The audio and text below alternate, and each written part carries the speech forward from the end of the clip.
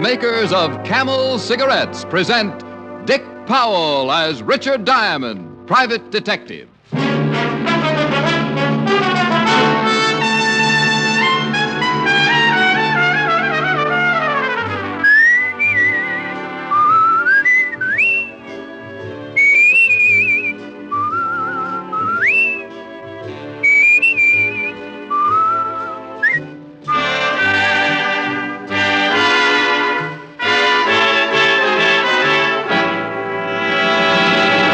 How mild can a cigarette be? Martha Tilton knows. Ezio Pinza knows. Vaughn Monroe knows. Yes, so many stars whose voices are their fortunes know it's Camels for mildness. They choose Camels because they know that camels get along with their throats. Make the 30-day Camel mildness test and see how mild, how flavorful, how thoroughly enjoyable a cigarette can be.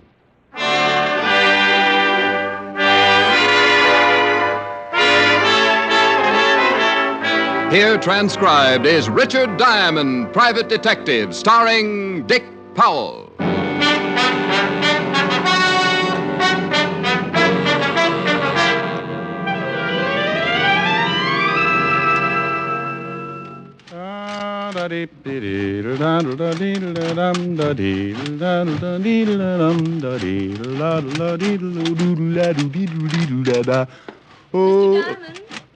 Back here behind the socks. Care for the clothesline? I thought you were a detective. Oh, it's been a rumor for some time. Do you always do laundry in the office? Only on Fridays, honey. Have a seat, Miss... Caspary. Well, I'll be right with you, Miss Caspary, as soon as I ring out these, as soon as I ring them out. Go right ahead. There. Mm-hmm. All right, Miss Caspary, what can I do for you? It's Mrs. Well, now, what's it all about? My husband's going to kill me. Just frisky, or has he got a reason? I found out he's been stealing from his partner, and when I faced him with it, he threatened me. Has he done anything more than threaten? Last night he went out and said he'd be gone for most of the evening. I went to bed, and about an hour later, I thought I heard somebody start upstairs. I got frightened and put pillows in my bed to make it look like I was sleeping. Was it your husband? I hid in my dressing room and watched, and then the door opened. It was too dark to tell, but I'm sure it was Phil. He came in and had a knife, and he jabbed the pillow several times before he realized it wasn't a real body. Couldn't he see? What do you mean? Well, there's some things a guy remembers. Even if you slept in a diving suit, you'd have a hard time hiding them. I like lots of covers. Yeah. Now, you said Phil. Is your husband Phil Caspary, the gambler? Yes, he and Max Bruno are in business together. Yeah, I know. The Rooftop Club. An iron claw with a cover charge. This morning, Phil said he was going away on a business trip, but I don't believe him. I'm afraid he's going to try killing me again. I want you to come around about 8 and protect me. Here's $100. That should cover it. Well, thanks. We might be up late. Maybe I should bring a good book. You'll strain your eyes. I like dark rooms.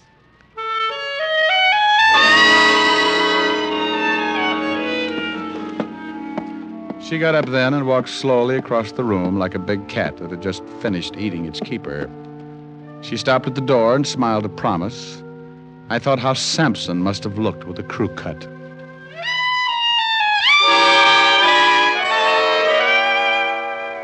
Around 1, I stopped in at the corner of 51st and Broadway for a bite of lunch. I killed part of the afternoon at the newspaper morgue, looking up the past files of one Phil Caspary. No convictions, but a bundle of arrests. The partnership with Max Bruno had earned some big type from time to time, and it seemed that Mr. Caspary's partner, Max, was quite a favorite with the local authorities. They'd nailed him twice. The first time, Uncle Sam sent him away for missing too many March 15ths. The second was when I remembered. A rookie cop caught him with a gun. The parole board said shame and sent him up for the rest of the stretch. I went back to the apartment, dressed, and by 8 o'clock, I was ringing Mrs. Caspary's doorbell.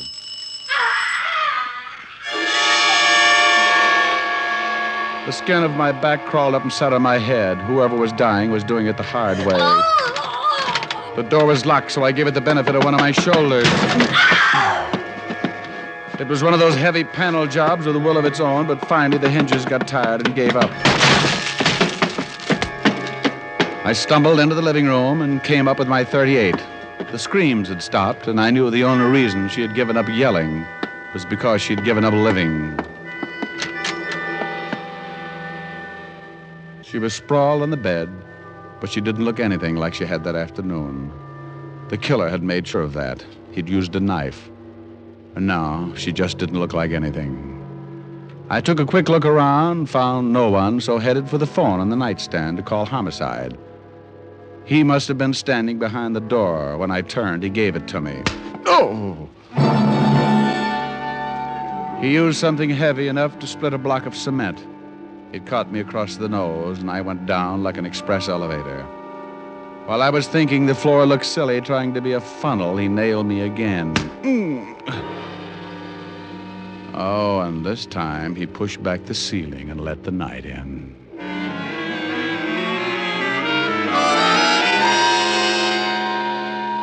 It's easy to relax after a good beating. You just bleed a little and grow weak. When someone tries to shake you out of it, it's like trying to sober a drunk that got mauled on cleaning fluid.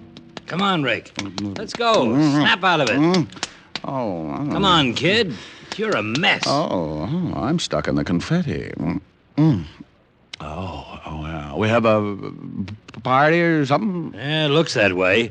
Wake up. You're still running around with the squirrels. Oh, my. Take a look at that bed, Walt.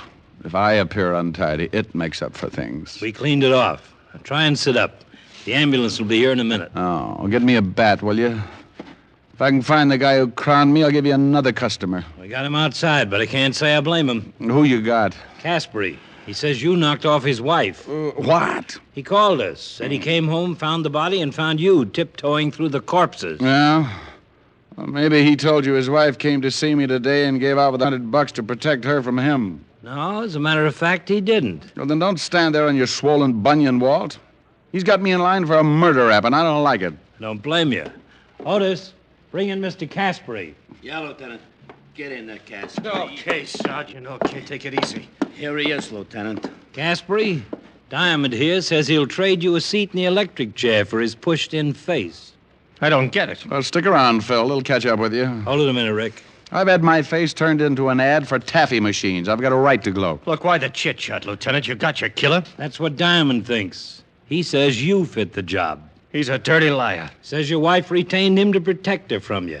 For why? She found out you were robbing your partner. You made one try for her, but you missed. You graduated, Diamond. Now you're a filthy liar. All right, Rick, lay off. Okay, but I'd like to play some more. I want some answers. Then why don't you ask his partner? You know him, Max Bruno. All right. Let's all go see Max Bruno.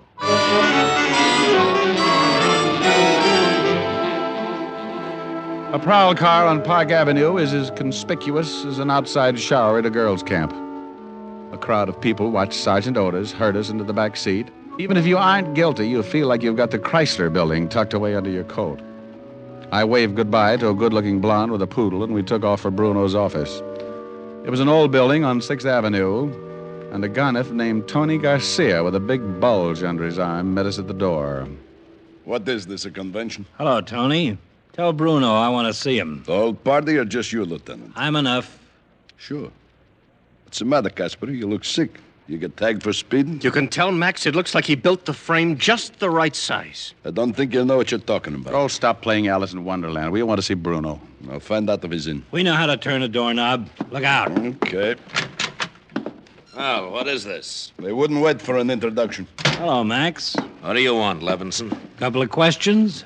You in some kind of trouble, Caspary? What do you think? What are you getting rough with me for? Oh, you dirty double-cross... Shut up. Well, what's eating you, Diamond? Well, that's a good one. Now, look. You look, Max. You keep your mouth shut, Caspary. Not when I'm being framed. I'm going to yell my head off. Framed? Don't know nothing about it, huh, Max? I don't know what you're talking about. What is this? You framed me with that killing. Killing? Don't come on with that bit. You know what I'm talking about. Take Caspary in the hall, Otis. Yes, sir. Come on, Caspary. I'll get you for this, Max. So help me. Come on, you. Will somebody tell me what's going on here? Liar, I swear to you, if it's the last thing I do, I'll get... What's happened to him? Max, you don't know? How am I supposed to know? Guess? Somebody just killed his wife. Tony, Yeah, boss. wait in the hall. Yeah, boss. Caspary knocked off his wife, huh? Well, he didn't say it was Caspary. Look, Caspary's my partner. At least he was. You split? Yeah, a couple of days ago.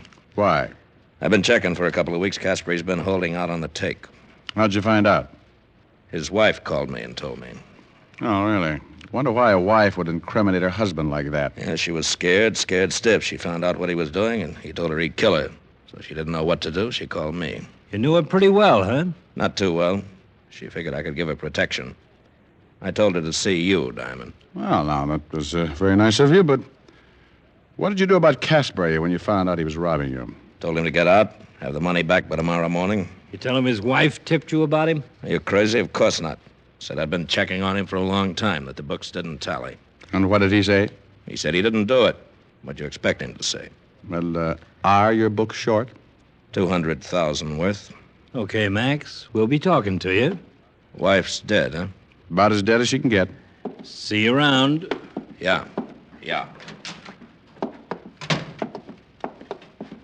Okay, so he told you how I've been robbing the till. Yeah, he did. Well, let's go. What's the matter, Caspary? You give it up? I'm framed. That's it. Let's go. Oh, by the way, what did you do with the murder weapon? Don't be surprised if you wake up some morning and find it sticking in your back. Get him out of here, Otis. Come on, you. Come on. Well, Levinson did it again. Suspect in custody. What do you do for an encore? Sleep? You want me to drop you off in emergency? You could use a new face. No, I'll grab a cab and go to the apartment and clean up. Got to see Helen later. Okay, but stay off the streets. Somebody's liable to think you're dead and bury you. Oh, that's a good one. Night. Good night.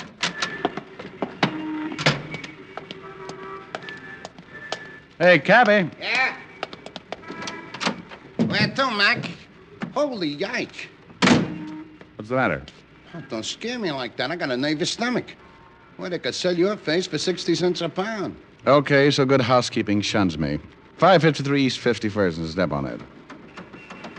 What are you rolling the window down for? I want to see if it's still bleeding out.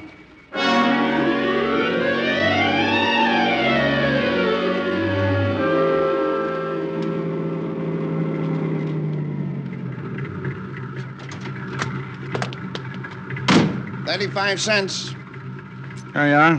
Thanks.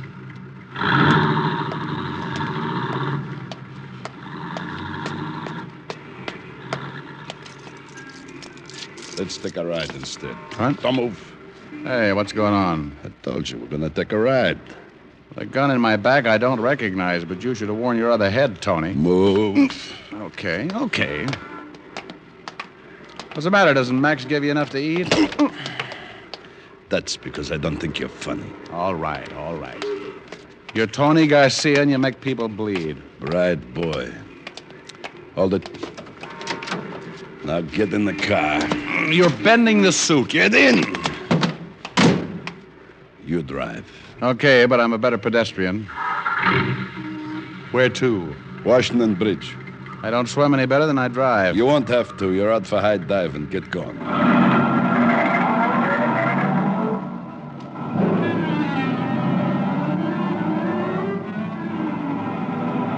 Come on, hurry it up. I thought we were going to a funeral. That's a good one. What's it all about, Tony? Don't get nosy. Enjoy the ride. It's a new car.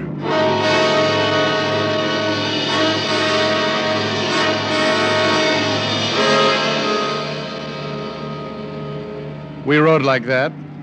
Tony sitting half-turned with a big .45 in his fist, pointing right at my stomach. I drove south across town, trying to figure it out. Max Bruno's killer getting ready for a job. Why? Why me? What did I know that could get Max Bruno in trouble? Turn here. I turned, and the Washington Bridge wasn't far away. I could see it, stretched out across the river like a long coffin lined with bright candles. I eased down on the accelerator, and by the time we reached the bridge, I was doing a good 60. Slow down. We were near the toll gate. I took my foot off the accelerator and then jammed down on the brakes as hard as I could.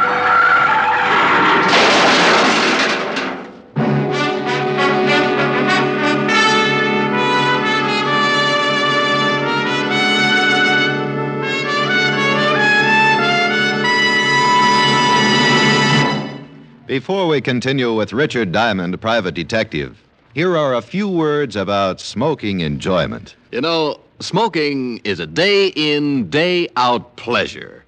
We like each cigarette to taste as good as the one before. And we like the cigarette we smoke to be mild, to get along with our throats for a good long time.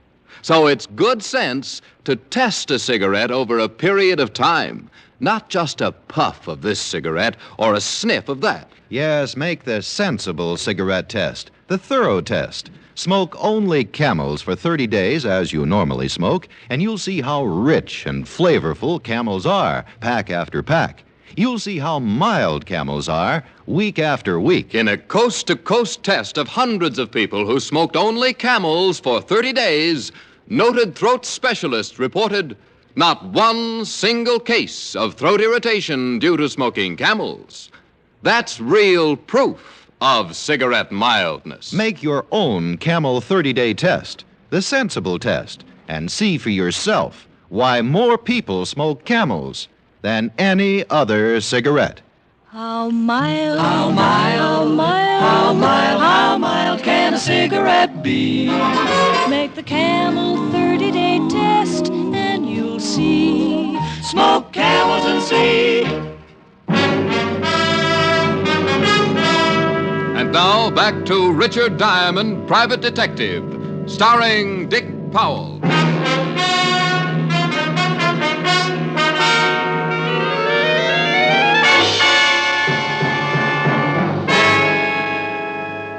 We had hit the bridge railing and stopped cold.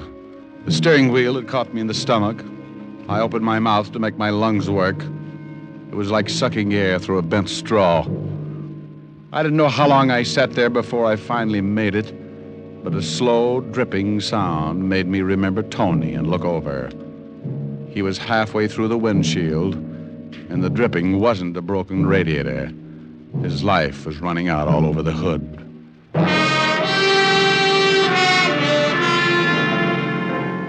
I got out of the car before the guards got to it. I had to have time to figure the whole thing out, and I didn't want to hang around for a lot of long explanations. I walked until I lost the crowd that was collecting. I took in long breaths of fresh air until my head cleared, then spotted an empty cab heading back to town, flagged it, gave the cabbie the address of the rooftop club. I needed answers, and the best person to give them to me was Max Bruno. Late edition, get your late edition here. Read all about it. Read all about the Caspary murder. Woman found dead in her apartment. Husband held for murder. Hey, boy, paper. Yes, sir. Gee, what happened to your face? I shaved with a rake. Yeah? Gee, that's pretty funny. Holy. What's the matter? This picture. That's the dame was knocked off tonight. Caspary dame. Oh, so that's it. Huh? Here's a $1, thanks. Wow. Take my advice, mister. See your analyst. You'll get rid of them bells.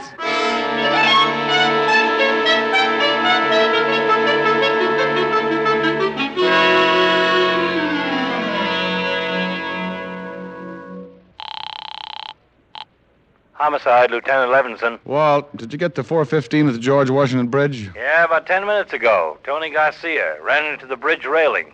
Some other guy with him. How'd you hear about it, Rick? Well, I was the other guy. What? Yeah, Tony was going to show me the bottom of the river. Are you nuts? Not at all, no. And have you seen the evening papers? No. Well, there's a picture of Mrs. Caspary on the front page. So what? Well, so this. The girl in the picture isn't the same girl who came into my office this afternoon. Well, who was she? I don't know. Now, wait a minute, Walt, Rick. well, no. Don't you get it? That's why Tony was supposed to gun me tonight. No, I don't get it. Oh, Walt, somebody wanted to frame Phil Caspary. They sent a girl to my office posing as Mrs. Caspary, so I'd swear she suspected that Phil was going to kill her. When I found the wife dead, she was cut up so bad I couldn't tell the difference. Well, then why kill you? To prevent what's just happened. Get me out of the way before I saw the evening papers. Then Max Bruno was lying about Caspary taking the money. Sure. There had to be a motive, so he cooked up the story about Mrs. Caspary calling him and telling him about Phil and the money. Then Bruno's our man. Oh, Walt, you're such a good boy. I knew you'd get it.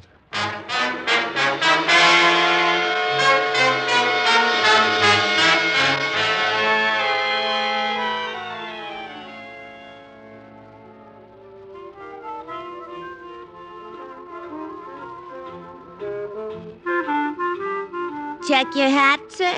Maybe I'd better throw it in the door first. Give me a pack of Camels. Yes, sir. Who's running the place for Mr. Bruno? Mr. Caspary, but he isn't in yet. Depends on what you're talking about. How's the floor show? It's all right if you got an imagination. You know, you better keep moving. You'll catch cold in that getup. Oh, well, don't let it fool you. The bustle's really a hot water bottle. I went in and sat at the bar. The dance floor was in the other room, but you could see it through the long glass windows. I was sitting there trying to figure my next move when the floor show started.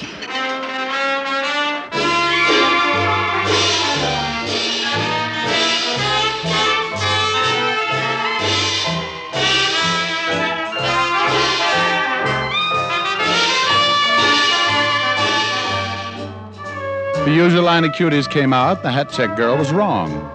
You didn't need an imagination.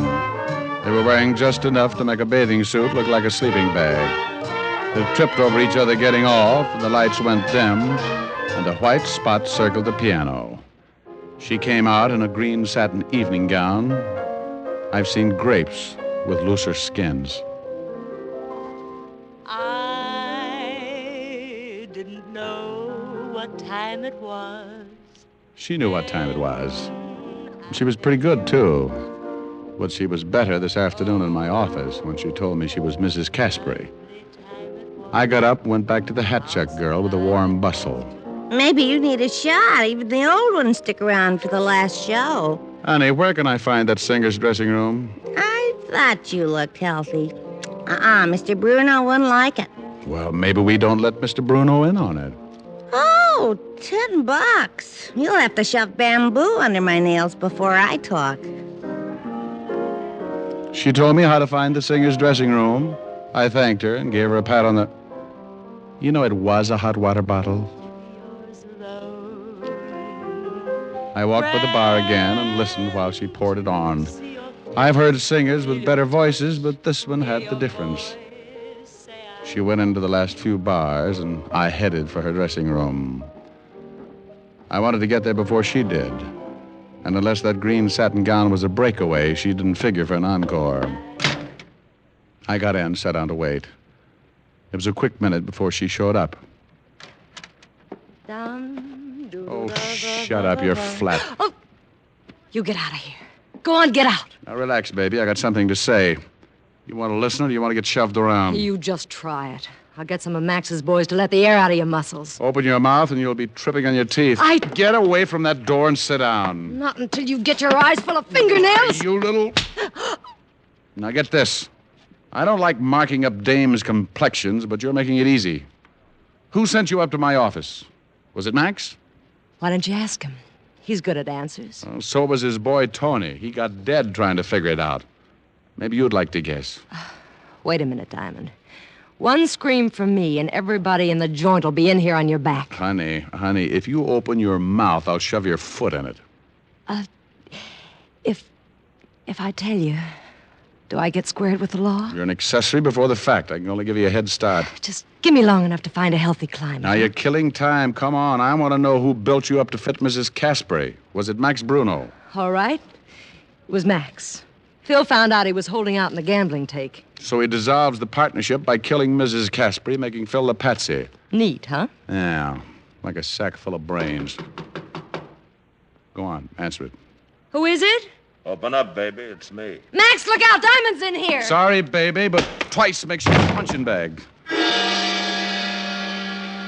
I didn't want to hit her, but it was the only way to keep her tongue in. She dropped like a wet wash in an earthquake, and I jumped for the door. Max was halfway down the hall. He had a gun in his hand, and he used it. The slug tore up the wall by my ear, and before I could try my luck, he was around the corner. I thought about the hole his Luger had made, and I wondered why I was still chasing him.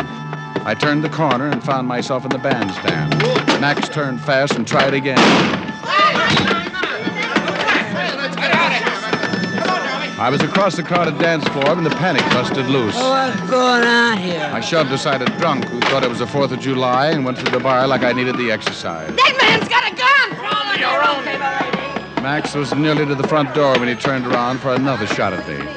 He didn't see the little hat-check girl standing behind him with her arms full of coats. He backed right into her, and they both went down together. Max stumbled up, tangled, in an assorted wardrobe. He squeezed first, but he was wearing too many coats, and he missed again. I didn't miss. Max doubled up like a tired ice bag and got himself a face full of carpet. He was pretty dead. The hat-check girl looked at me for a minute, then leaned over to Max. She said something that endeared her to me forever. Check your gun, Mr. Bruno.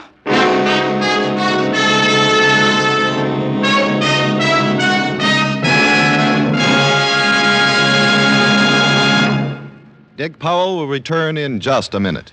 What cigarette do you smoke, Doctor? That question was asked of doctors in every branch of medicine, doctors in all parts of the country.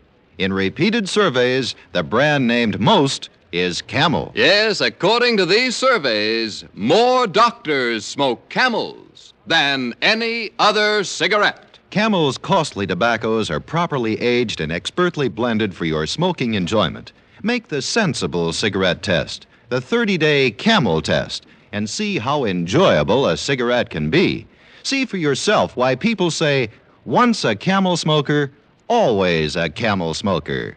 How mild, how mild, how mild, how mild, how mild can a cigarette be?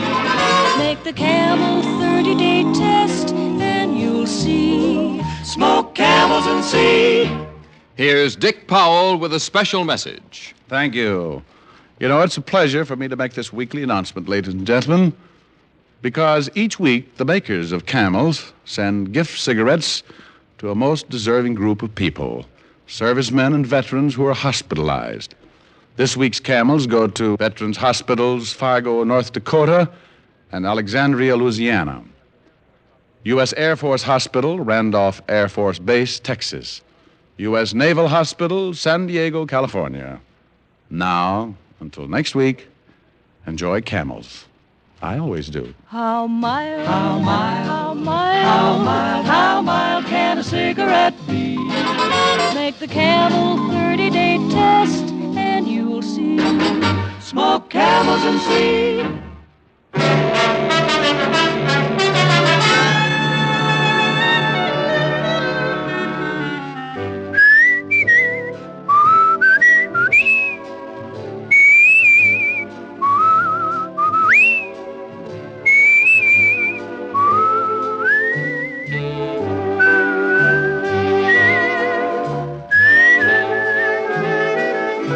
Tonight's adventure of Richard Diamond, starring Dick Powell, was written by Blake Edwards with music by Frank Worth. Our director is Helen Mack. Featured in tonight's cast were Virginia Gregg, Arthur Q. Bryan, and Wilms Herbert.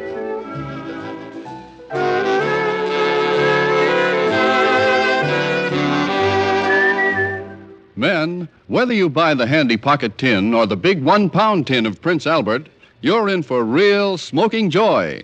PA's Choice Tobacco has a rich taste and delightful natural aroma. It's specially treated to ensure against tongue bite, and it's crimp cut for smooth, even, cool smoking. Get Prince Albert, the National Joy Smoke, America's largest selling smoking tobacco.